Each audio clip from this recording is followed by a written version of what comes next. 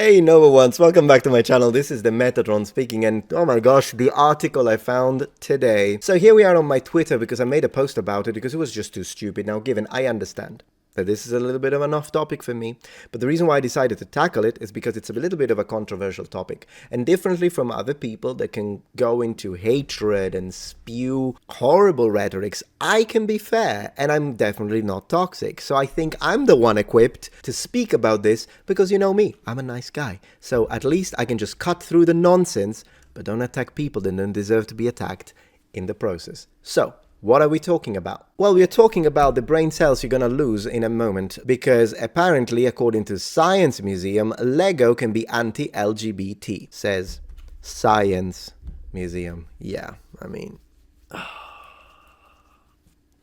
Alright, let's do it. Let's bring logic and reasons back again.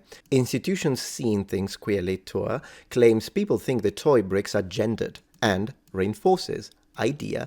How the heck did they write? Heterosexuality is the norm. Well, first of all, this does not describe the way people think. It describes the way people who are fixated with sexuality think. That I've never thought in my life Lego is a representation of heteronormative sexuality in counterposition and juxtaposing it logically against the whole idea of binary, non-binary. What? Or to continue, I gotta pay? Not gonna do that, sorry. Not giving you my money, not a chance. So let's jump into Twitter, because that's enough anyway. Here is my response to that. I don't understand this. Heterosexuality is the norm. That's why LGBT is a minority. We as a species procreate and most of us are attracted by the opposite sex. Still, a minority within a species are same-sex attracted. A smaller subfraction of that suffers from gender dysphoria. Now, because I'm a moderate and a decent person, I don't need to do what others do and go into a toxic, hateful rant against people who are gay or transgender. I'm not like that. Yet I'm pretty sure they know heterosexuality is the norm. Right? That's just a fact. The Telegraph or Science Museum, if you're about science, then that's a fact. It's a fact. What is a norm? Something that is usual, typical, or standard.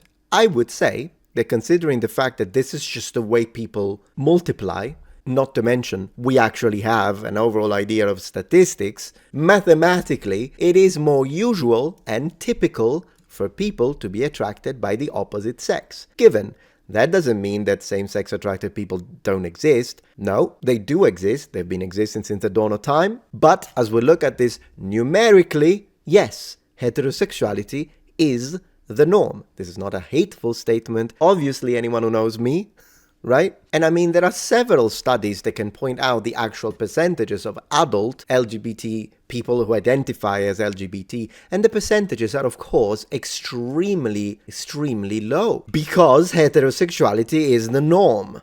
I mean, it is what it is. Several studies that look at percentages of residents, and this applies within any population cluster, demonstrates that it's always a very small minority. That's why they call them minorities. Minority rights. If they're a minority, they're not the norm, statistically.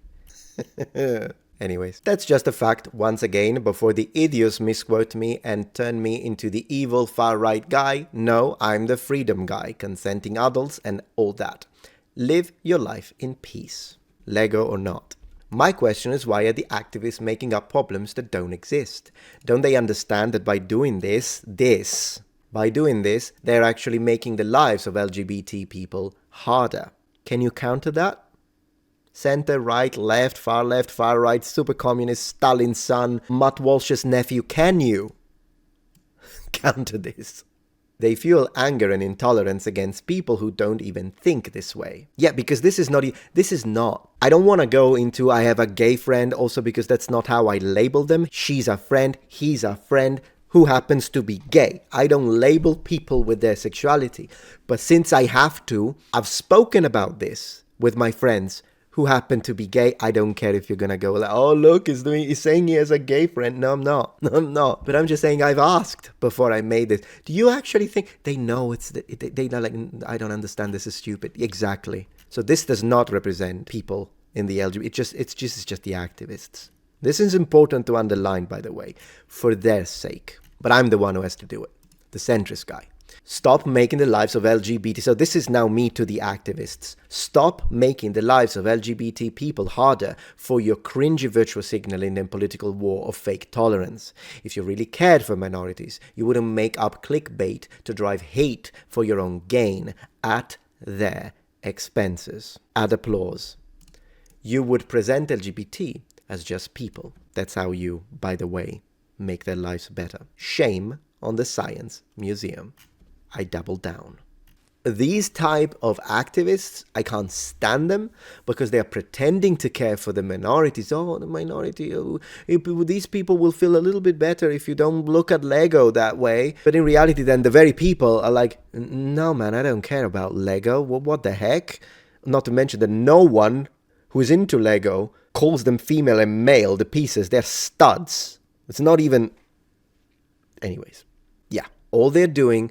They're getting the clicks. They're getting the clicks because they're getting the clicks of the crazy far left guys. They're like, yeah, look at all these homophobes and white supremacists. And then they get the clicks from the other side because of hate. They're like, oh, because of course, this is nonsense. And so people go and attack them. And boom, they're happy at the expenses of the minorities. At the expenses. MK Ultra says, the next step in logic is getting rid of anything with a binary state. Your computer uses binary, anti-LGBT. A star system with 2 stars, anti-LGBT. My blenders is just one setting and an on and off switch, anti-LGBT. Yep, and to that I say, what's funny about that is that if you go down that road, then binary and non-binary is a binary concept. So if they're trying to remove binary concepts, well, I mean, Captain Supermarket, make Legos all white just for fun. Oh my god.